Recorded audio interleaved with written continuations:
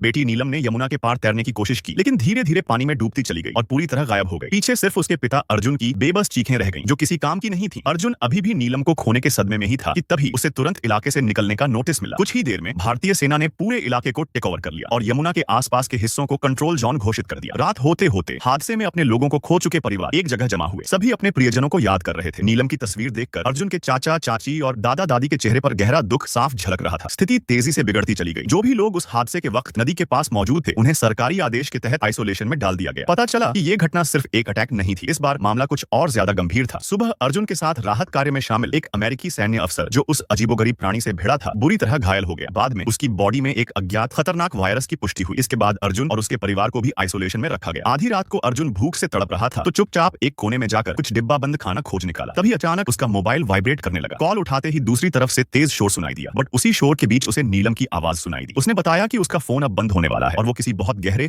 और बड़े drainage system में फंसी हुई है। अर्जुन ने घबराकर उसका लोकेशन पूछना चाहा, लेकिन कॉल डिस्कनेक्ट हो गई। बेटी की आवाज सुनते ही उसकी आंखों में उम्मीद लौट आई। इसका मतलब था कि वो जिंदा है। उम्मीद लेकर उसने तुरंत पुलिस को सूचना दी और मदद मांगी, लेकिन जवाब में उसे सिर्फ एक ठंडी प्रतिक्रिया मिली, जैसे कोई उसे गंभीरता से ही न ले रहा हो।